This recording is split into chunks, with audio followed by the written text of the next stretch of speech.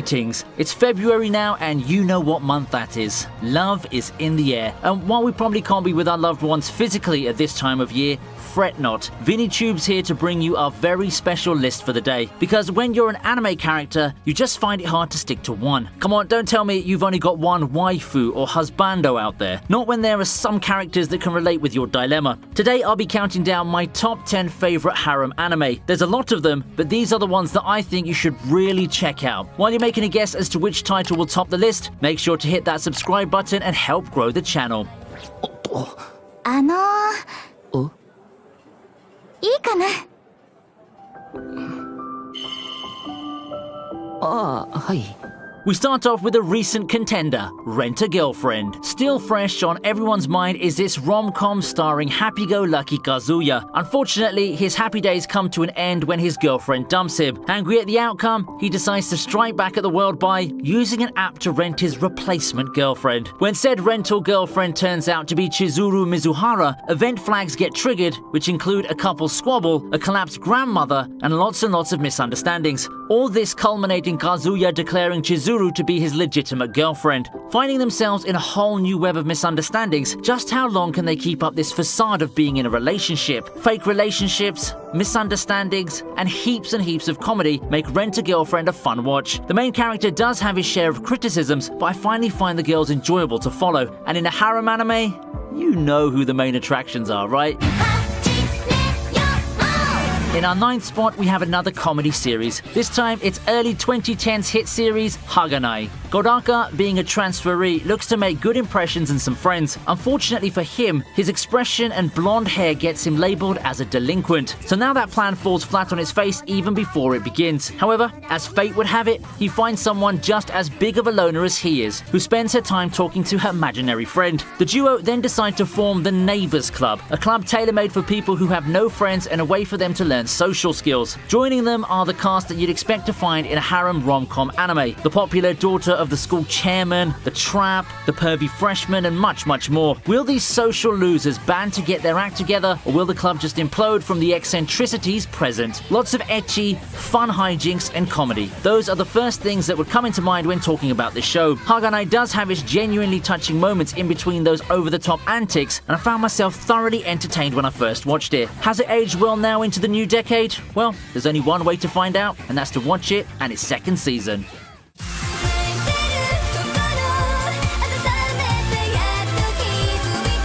Moving past the comedic school harems temporarily, we start moving onto the supernatural ones, and we start off with To Love Ru. Confessing is hard. It really is. It takes a lot of guts to confess, and that's just something that poor Rito Yuki just can't find. Despite being haplessly in love with Haruna, Rito just can't spit it out. But wait, it gets worse when one night, the naked Lala Devalu crashes into his bathtub. You see, Lala happens to be the princess of an alien empire, and she'd like nothing more than to marry this guy in order to avoid a political marriage. From then on, things start to spiral out of control, with more and more girls coming into the picture, making Rito's confession to Haruna borderline impossible. Full of slapstick humor and a healthy dose of lewd moments, To Love Ru is a winner for me. You won't find a shortage of sexy or cute girls in this show that's helped define the ecchi genre in its heyday. I have to preface this and say that the anime is quite episodic and fillerish, but at the end of the day, it's mindless entertainment that counts, and I find the show very satisfying in that regard.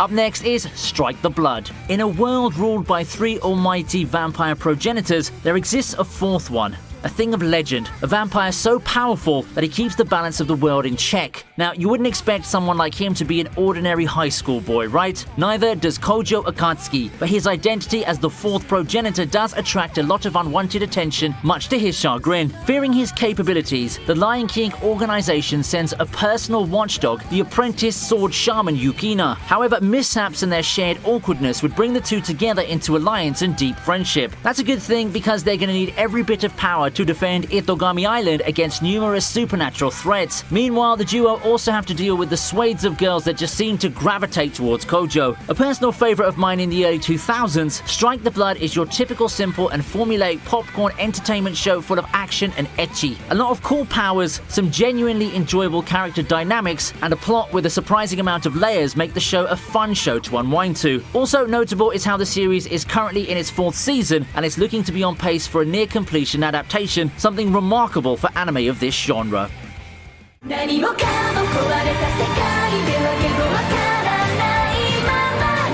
Next in line, Data Live. Spirits. Special beings that exist and bring about disasters. There are 2 ways to deal with them. Option number 1, eradicate them with military force. Option number 2, date them and make them fall in love. That spiel basically tells you what you need to know about this show. Our lucky contender this time is Shido, who gets forcibly recruited in the organization Ratatoska. Led by his sister Kotori, he learns that he has the power to deal with the danger posed by spirits. A really easy way that doesn't involve any direct fighting. All he has to do is date the spirit, make her fall in love, and seal the deal with a kiss. With such a unique ability, Shido finds the fate of the world resting on his shoulders, and it's all up to his romantic prowess to save the day. Cute girls, supernatural powers, and a bit of fan service is a tried and tested formula, and Data Live is a testament to that. The premise might make it seem to be one of those weird Japanese series. However, Data Live really went the extra mile and actually came up with a rather dark and serious plot that managed to weave together an unexpectedly deep lore and a lot of twists. It's really something genius that only Japan can come up with, and that's what makes this one of my favorite harems of all time. 3 seasons, a movie, and a spin-off are out, but with this series still maintaining a decent amount of popularity, I wouldn't be surprised to see this get a full adaptation somewhere down the line. どうしてこの子は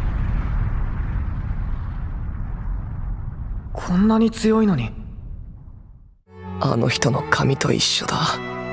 赤いストロベリーブロンドよりもさらに紅の髪。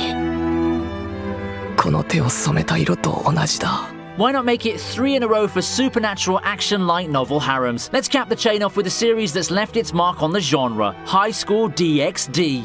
There are many words to describe Issei Hyodo, but the most prominent and accurate of them would be, probably, pervert. Dreaming of one day having a harem of his own, things seem to be looking up for him when he gets asked out on a date by a beautiful girl. First dates never pan out. Just ask Kaneki, who likewise had to endure a similar fate by Issei being killed by the girl on his very first date. Luckily for him, Rias Gremory, the school's prettiest girl and a devil, finds him and revives him as her servant while subsequently recruiting him into the school's occult research club. Now in his second life, Issei must learn to fight and survive in the brutal world of angels and devils where danger lurks in every corner. Oh, and don't forget to mention the lewd moments with new comrades too. While a lot of you would have known High School DxD for the plot, all caps of course, I'll come out and say that it also has one hell of a compelling plot. You don't carve out a legacy like the show has with only fan service, and I just find it amazing how such an intriguing story has been masterfully weaved between the numerous risque moments. High School DxD for most people is fan service personified, and the main attraction is definitely the beautiful girls and the ecchi, but I would also gladly vouch for its plot. If you're up for probably the perfect combination of plot in caps and plot in small letters, come join the DxD train.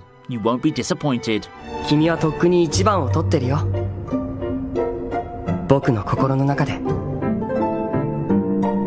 Next, we take a look at The World God Only Knows. Gamer Katsuragi is known as the God of Conquest, the famed personality who can conquer any girl's heart in visual novels. In reality, he wants nothing to do with the world of romance, girls, and all that sort of stuff. After all, 2D is king, and who needs romantic partners when you can have waifus who would never betray you, right? Thanks to his overconfidence, he gets roped into a brand new mission. With the demon Elsie as his guide, he gets tasked with retrieving runaway spirits who've escaped from hell and want nothing but trouble. Only problem is that he can only do that by conquering the hearts of real girls. The actual, unpredictable kind, mind you. Not computer data. Now, he must apply his skills from his favourite visual novels as he's forced to win the affection of numerous girls. How will the legendary God of Conquest fare once the predictability of video games gets taken away? Despite having a premise that's somewhat similar with the previously featured Data Live, The World God Only Knows executes its plot in a very different manner. Eschewing action and explosions in favour of drama and comedy, The World God Only Knows provides its own fresh take on the solve supernatural problems by romancing them premise to provide a very very engaging watch.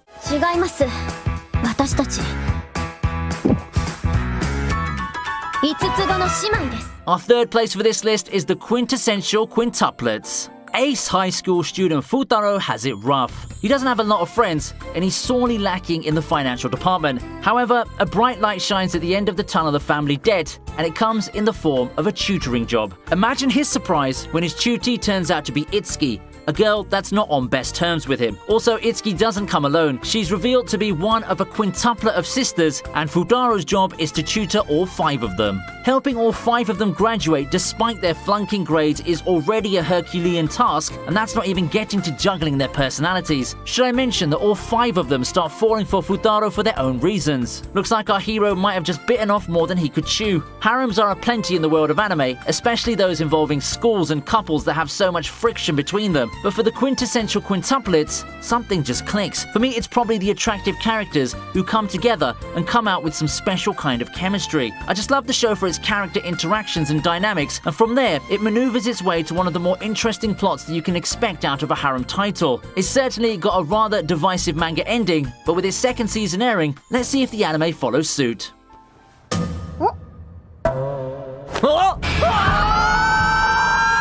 あなたさっきの Since we already talked about Rent-A-Girlfriend, how about the show that's quite comparable in setting, Nisekoi? Yakuza heir Raku Ichijo has many things on his mind, one of which is the promise he made 10 years ago to a childhood friend. He remembers little of the incident, but he does carry around a locked pendant, which can only be unlocked by the key held by the promised girl. Now a high schooler, Raku wants nothing more than to have an ordinary life. Tough luck for him when he encounters Kirisaki, heir to the rival Beehive gang. In order to prevent all hell from breaking loose, they decide to fake a relationship despite their immense differences and unmatching personalities. Adding to the problem is the fact that Raku really has his eyes on his classmate, Kosaki Onodera. With more and more mercurial elements in the form of girls having a claim to be Raku's promised girl adding to the picture, looks like Raku is going to have more than he can handle. I think for many of you, Nisekoi needs little introduction. It's probably the quintessential harem/rom-com of the 2010s that spawned probably some of the biggest waifu wars that I've ever laid witness to. I could never get tired of watching Raku and the gang as they go through one misadventure after another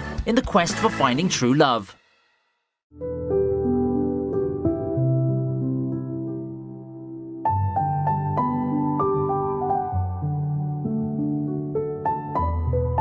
Topping off our list is Sekano, a stroke of inspiration. It can strike like a flash, and it sure as hell is powerful. For Otaku Tomoya, it comes in the form of a fateful encounter with a girl. Brimming with inspiration, he recruits legendary creators, the artist Eriri Sawamura Spencer, and top student and big-time author Utaha, wanting nothing more than to make the best game starring the mysterious girl.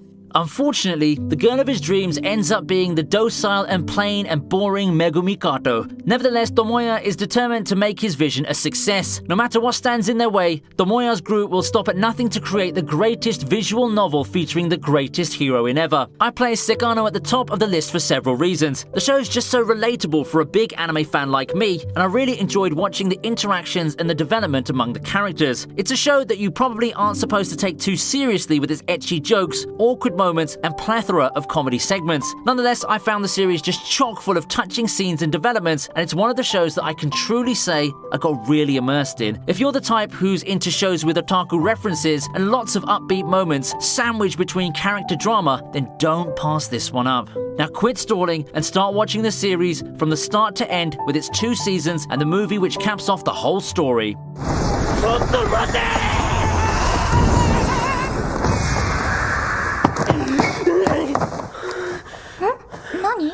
How's that for a selection of harem titles to reach your quota of cute and sexy this Valentine's Day? I've got a lot more harem shows that I'd love to feature, but alas, I've only got space for 10, haven't I? With your support, I could consider making a second list, so go ahead and hit those like and subscribe buttons. Normally, I'd ask you to write down your recommendations for future titles or lists on the comment section, but for this video, let's try something different. How about this time sharing your favorite girl from the featured shows on this list, and we can see who's the most popular one out there. Let's play nice and show some love this Valentine's season. I hope you enjoyed this video. Make sure to come back next time for more anime goodness only on ViniTube.